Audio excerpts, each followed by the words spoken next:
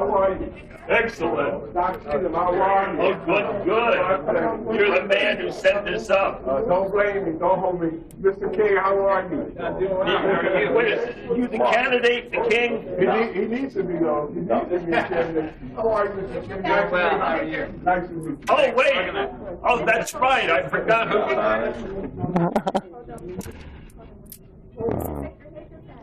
Okay. Yeah. Greetings. Welcome. Hi, how are you? Anything else we can do? You can see it. All right. This is great. Oh, the sheriff.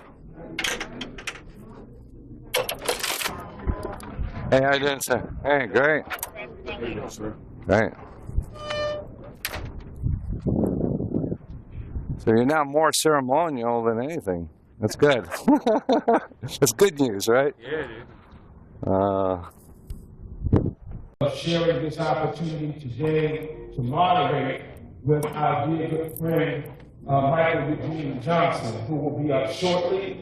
But because this is a church, this is a house of worship and a house of prayer, it would be most fitting and appropriate for us to go to the throne of grace in acknowledgement for this wonderful opportunity to be in this beautiful sanctuary and this place of God. Let us pray. Heavenly Father, we thank you today for this opportunity to come before you, to be able to hear and to witness the thoughts, the opinions, the views of those who seek to hold the highest offices in our state. Oh God, we pray that you bless their hands and their feet, and even bless their messages, Father God, that they might reflect the interests and the needs of the people of our great city, our great state. Oh God, continue to bless each and every one of us, because we know that on election day, this fight for justice, this fight for equality, this fight for representation will not end. We know it will be up to us to continue to hold up the bloodstained banner in communities, in neighborhoods, and in places throughout our city and our state, to allow us to be partners with our elected leaders as we seek to move forward. Now, God, we pray that you bless this sanctuary, that you bless this great church, oh God, that it might continue to be a house upon a hill that it might not be given. Bless the shepherd of this house as he continues to be a leader in our community. This is our prayer in Jesus' name. Amen. Amen. Actually doing the traffic thing. And she now has decided to not only leave the bench for the moment, but she's going to the Supreme Court shortly after that, but to also to go for the Attorney General of the state of Maryland. Let's put your hands together for former First Lady Katie Curran.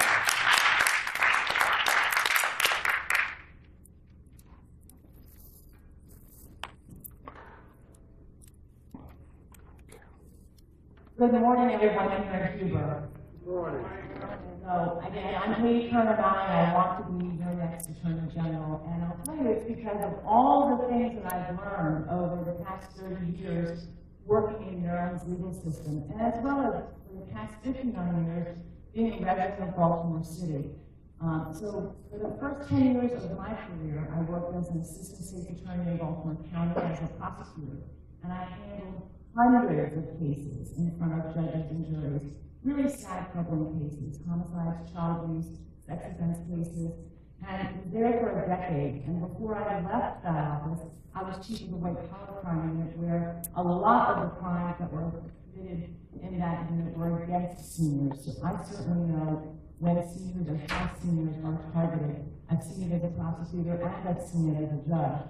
So I left the office after 10 years and was appointed to the District Court of Maryland, where I sat in Baltimore City primarily, but also Baltimore County, Harford County, and Arundel County, and even did some jury trials in the circuit court on designated appointments. So I've been in our system now, our legal system, for 30 years, and as a judge, not only did I handle a large portion of criminal cases, but I also handled many cases in landlord-tenant and with our civil law, negligence cases, contract cases for the city of Baltimore, large claims and small claims. You might be saying, well, why is all this necessary if you're going to be the Attorney General? Well, it's imperative that our next Attorney General has actual courtroom experience. You're hiring a lawyer to represent the people of Maryland. The Attorney General represents us in so many different ways when it comes to inequities in housing, when it comes to inequities in consumerism, when it comes to criminal justice and criminal justice reform. And these are areas that I have worked on for the past 30 years as a professional. And I have to tell you, it's a job that really, really works with people, not just politicians. You know, as the Attorney General, you do, for a certain portion, work with the General Assembly during the session to make sure that laws that are on the books that are not effective go away or are amended. But you also work to promote good legislation. But that's only 90 days out of the year. For the other days of the year, you are actually representing Marylanders. And when it comes to criminal justice reform, I'm the only candidate that's actually put out a platform on what we need to do to make sure policing is safe. Listen, I grew up in Baltimore. I was a victim of a carjacking, and I survived. And it was an armed carjacking. And my grandfather was shot at City Hall many years ago when Councilman Leone was murdered. So I understand what gun violence is, but I'm lucky. I'm a lucky person that survived it. 300 plus people in our city die every year and are victims of gun violence. And we need to start doing more, and we need to be better when it comes to protecting our communities, because we all want the same thing. We want safe schools, we want safe places to go shopping, we want safe streets in our communities. And the reality is gun violence affects Black and brown communities 17 times more than the white communities here in our city. So that is a big disparity that we need to work on together. I understand that police have not in our state and in our city always done what they're supposed to do and have actually broken the law and caused so much distrust in our community. And I've actually had police officers lie to me on the stand, and I reported it, and guess what happened? Nothing happened. I didn't get a phone call back. I didn't get a letter. I had no receipt of anything done.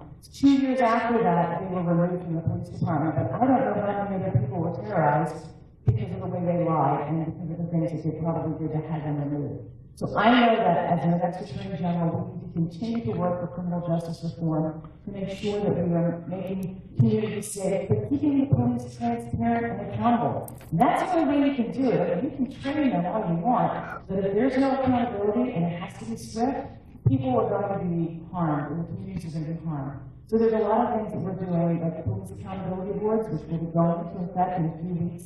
Here in Maryland, that's a really important step. The Attorney General now investigates every police-involved shooting and it results in a death, as not just a shooting, but a car accident or any kind of police conduct that results in a civilian death. And so as your next AG, that's why I haven't accepted endorsements from the FOP, because I'll have to be investigating the police. And we need to make sure that there's independence and no conflicts of interest when we're looking at those types of cases. There's, like I said, so much work to be done in the office. Now, here, we deal a lot with public safety in Baltimore, and that seems to be the #1 issue as Attorney General I'll be working on in the Organized Crime Division, where they do multi-jurisdictional prosecutions. Because as you all know, people don't just stay in Baltimore City. Organized crime moves in and out of jurisdictions. And so having the Attorney General as the state leader in combating organized crime and gang violence is really essential. And I'm the only candidate in this race in the Democratic primary that's tried criminal cases here in the state of Maryland. So that's why it's essential that you have someone with experience that's going in there. You're a lawyer. So listen, I thank you so much for the organization doing this. Dr. Cheatham's been great, and I again appreciate everyone's willingness to listen to me. If you want to go on my website, it's katiekurran.com. We're happy to get volunteers or just ask questions. Yes, I have stuff outside. Thanks for letting me be here. Good morning. Morning. Grateful for the opportunity to be here and to join you all this morning. My name is John King. I served as United States Secretary of Education for President Obama, and I'm running for governor. I decided to run for governor really for the very same reason that I got into public service in the first place.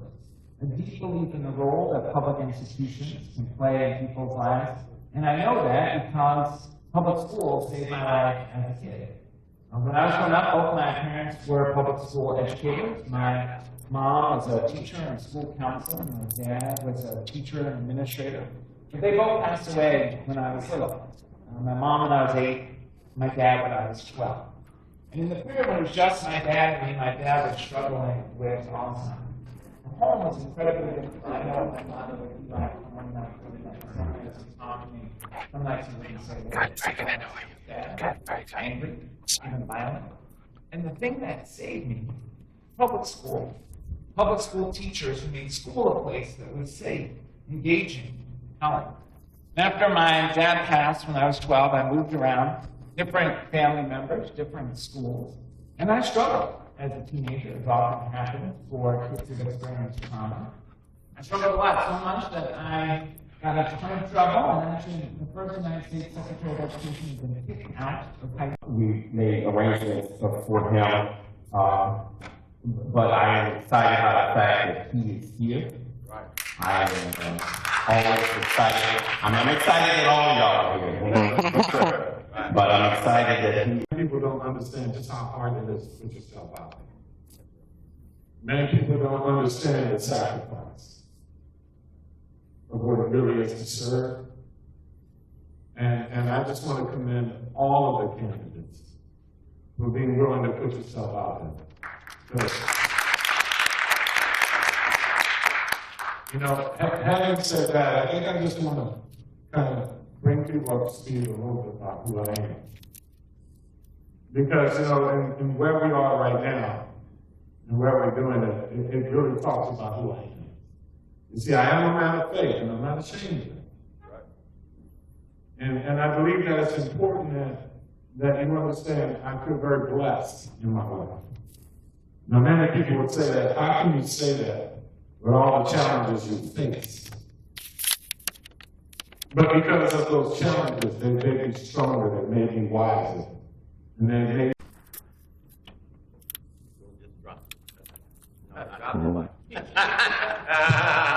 There you go. Thank you so much. And the next candidate for governor we'll have is our good friend, Mrs. Moore, who is with us. Yeah. And the clerk.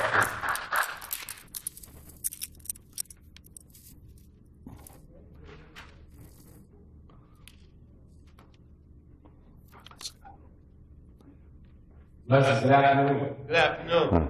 Good afternoon, and it is good being back. And I see that with joy when I say it is good being back here. I am very proud of all of you. I am someone who understands that you cannot have a thriving Maryland if you do not have a growing and a healthy Baltimore. I am someone who came here, I did not need a briefing on how to prepare for this. Because this is my community. And this is my home.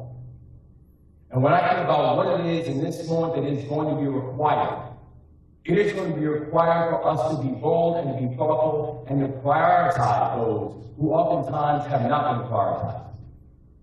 It means we are going to have to be honest about the fact that as we're talking about what it is that we need to get done, we cannot have the same ideas from the same people that are going to produce the same results.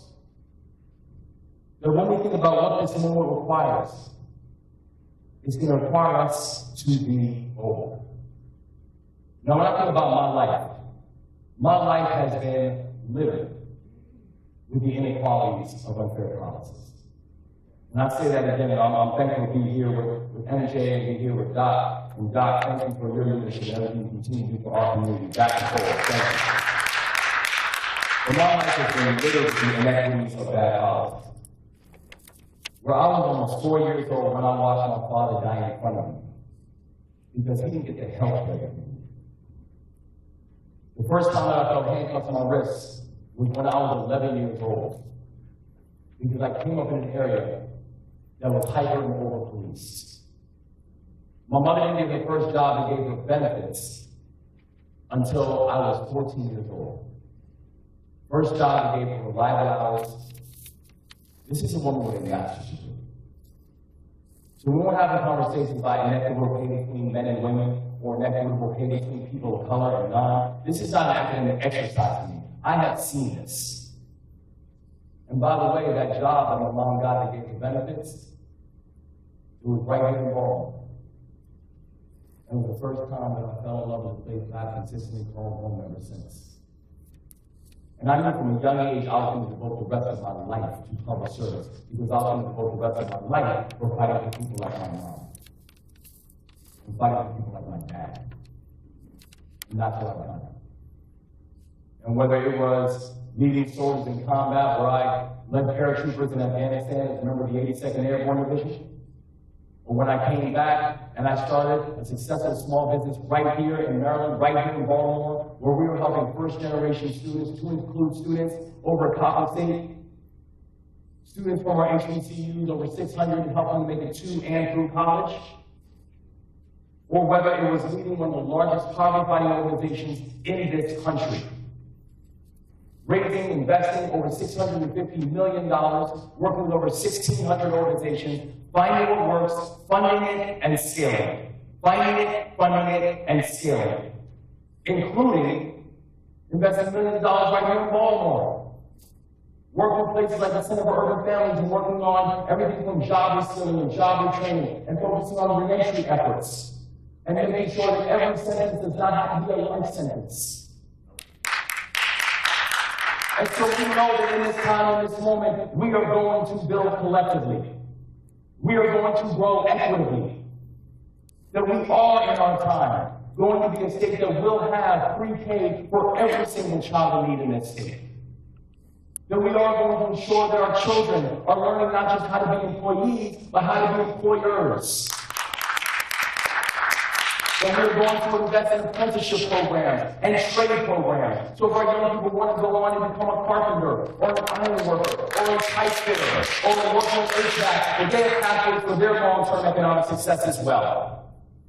That we're going to invest in transportation assets that actually move people from where they live to where they work, to include making sure that we get the red line back up, and it's going to be the red line plus.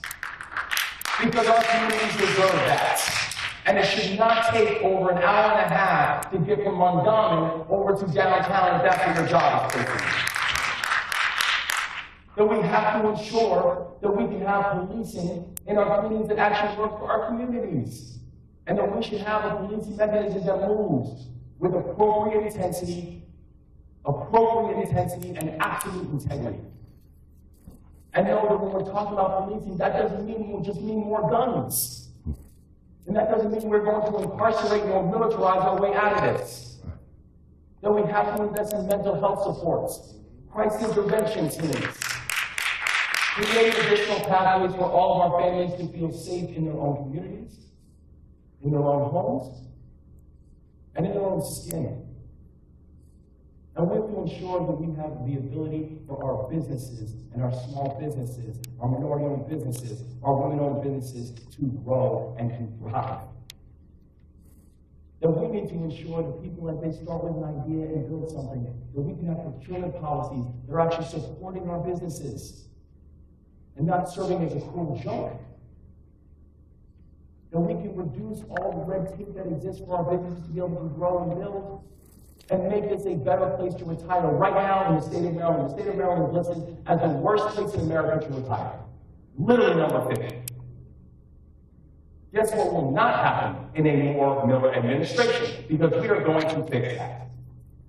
We are going to ensure that our older adults have a chance to age in place. That we can have better supports for our senior centers. Better assets for people to be able to stay and thrive and for their families to be able to join them. But we're going to get it done together. Because right now, Cheatham, there are a lot of people who are claiming they can uniquely fix a problem without acknowledging that their fingerprints are all over the problem that needs fixing. But they've been sitting in the seats and are now claiming that they can uniquely change the challenges that have been hitting our communities for generations. We have a generational opportunity to create a generational change to these generational challenges. Because nothing that I or anyone else is going to talk about is new. Inequitable schools, unfair transportation, food deserts, these aren't new. But we need to take a new approach in the way we're going to fix them and move with a sense of urgency. One that prioritizes the way our community is going to get this work done. And so I will just close with something that has become a mantra for not just our campaign, but a mantra for our life, and for my governing philosophy. When I was in the military, I first joined the military when I was 17 years old. I wasn't old enough to sign the paperwork when I first joined. My mother signed the paperwork for me. After my teenage years, she was more than happy to sign whatever paperwork came from her. When we first joined, there was a mantra they asked us to live by. The mantra was simple, and I did. I lived by it. Leave no one behind.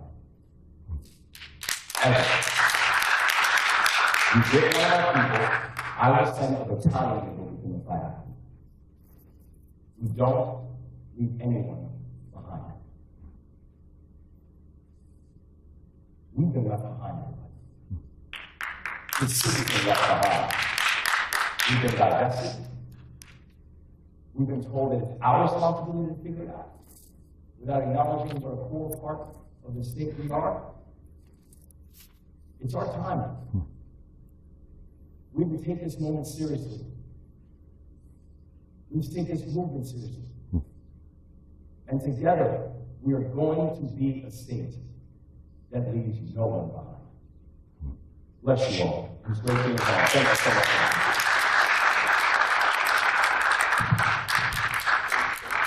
This slide after the Franchot. Okay. If not, the management is out there. All right. Franchot, first time I met him, I got a little corn from him. I did something right.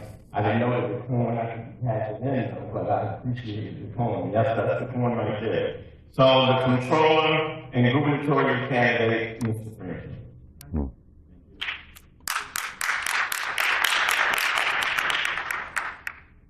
Thank you. It's a pleasure to be here. Dr. Cheatham is obviously, well, I'm in a stimulus response profession, being a politician, and Doc is very stimulating, shall I say. So, Doc, thank you. And Senator Young, who I'm not sure is here, but he is someone that I've been around a whole lot. And I also want to give a shout out to Pastor Dennis, who helps me here in Baltimore. Reverend Hathaway, Al Hathaway is the chairman of my statewide campaign. He's here in Baltimore also. And I want to give a shout out to Pastor Ian Smith, because he's such a fabulous facility and community center. So years ago, I was sitting with Elijah Cummings, who I served with in the legislature before he went to Congress. Elijah we were just sitting around casually talking. He said, "You want to know one of the most humiliating experiences in my life, Peter?" I said, "No, Elijah, what is it?" He said, "When I was a kid, I was in a segregated elementary school in West Baltimore. And once a year, we were marched outside of the school, down several blocks to the segregated white school, because we had to take the state exam. Why didn't we have to do that? Our school was not air conditioned. The white school was." And that's always stuck with me, because it became apparent that not just a few, but 50,000 kids in the Baltimore region had no air conditioning when they were sweltering and had no heat during the winter. People would wear jackets, parkas. So I thought of this because a couple of weeks ago I was down doing an event outside of City Springs Elementary School in Baltimore City. Why was I there? Because it was hot, 95 degrees, all the kids had to go home. It was many years after speaking to Elijah, many years after being an advocate for climate control in the schools. It's happened less than a month ago. 12,000 kids in Baltimore City had to go home. What do you think they felt like? So I was outside of City Springs making some statements that this is completely unacceptable in 2022. And I noticed that the school had some air conditioning units. I said for a moment to myself, "Oh, I picked the wrong school. This is an air conditioning school." And I just mentioned that to my staff over there. They said, No. Those are air conditioning units for the administrators of the school. Wow. The kids and the teachers don't have any air conditioning. Wow. So, yes, there are challenges in Baltimore City as there are in communities all over the state. These challenges are fixable. And I offer myself as the comptroller for the last 16 years who has, like Dr. Cheatham, I speak out for the voiceless, for the people that have voices and nobody pays attention to them. I'm the chairman of the board of trustees of the state pension program for our retirees. And when I was first appointed, I asked who the money managers were, because these people get paid hundreds of millions of dollars to invest our money for their living term. And I asked how many women or minorities are there. There were none among the 52 money managers. So we've changed that now. And it's something called the Curran program. We have brought in women and minority-owned investment companies and given them almost $12 billion in funds to invest.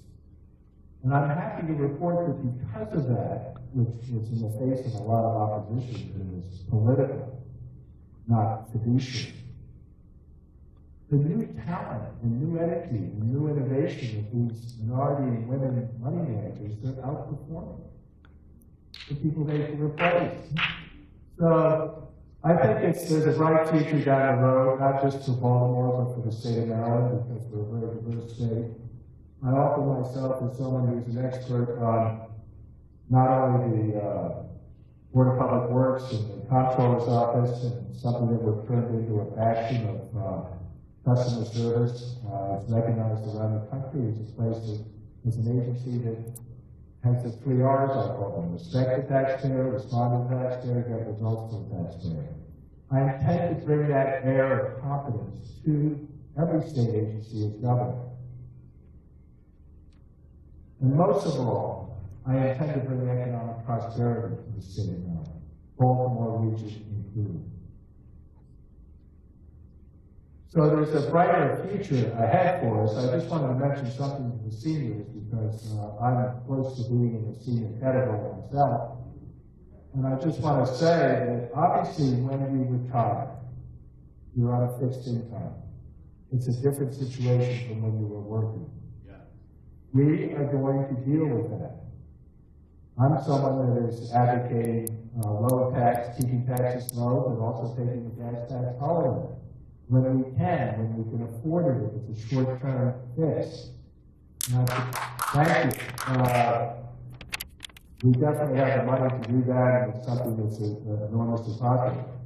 But I've navigated the state's economy, not the state budget, the state's economy for 16 years, and reported on March 10th of this year a $7.5 billion surplus. That is good fiscal management. I'll bring you that as your governor. I will be a fiscally moderate, socially compassionate, very close friend of Elijah Cummings before he passed away. But most of all, just a common sense Democrat who's more than happy to work if someone's got a Republican idea. It makes sense for the state. So I think we can have enormous progress. I'm very proud to be running for governor and honored and humbled to be able to offer myself as somebody that's got experience, steady hand, knowledge, success already. I love the fact that so many talented people are running in the Democratic and frankly Republican primaries. And I think our state is strong. Let me just conclude by giving the 4 points that I can advocate. Because it affects a lot of seniors primarily, because this is on my mind. The 4 freedoms. It's a bit of a knockoff of FDR, our greatest president. You had a different group of 4 freedoms. I think there's freedom from want, freedom from fear, freedom of religion, freedom of speech. Mine are freedom from physical pain. Every day I get up and look at my wife, who I've been married to for 42 years, and I say, "Dear, are you pain-free?" She says, "Yes, I'm pain-free. Are you pain-free?" I want every senior to concentrate on being as physically fit, physically free as possible. I want people to be free from financial pain. Boston Turner at night, they're so concerned about being on a fixed income and not being able to, particularly in an era of inflation like this. the freedom from financial pain. Here's the most important one, freedom from mental health pain. People question all the time their own accomplishments. And then I want them to be free from stupidity. I am going to coach publicly every man to have a relationship with a higher being. And how can you have peace and sleep at night if you don't have some personal relationship with somebody at a higher being that is here on earth? So those are the 4 freedoms that I'm going to advocate. Seniors are doing all sorts of things as far as your income tax. I happen to think that on fixed income, the property tax is the one that needs to be reduced. So we're going to establish a mentoring program.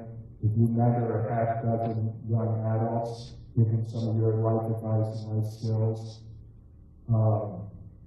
we will give you a significant forgiveness of some of your property tax. Thank you.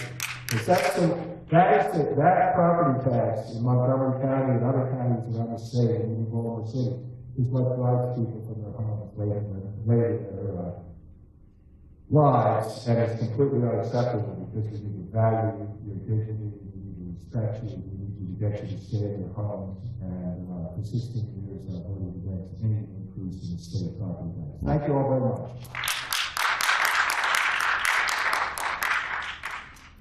Next up, we'll have a candidate for governor, Mr. Marvin. Thank you.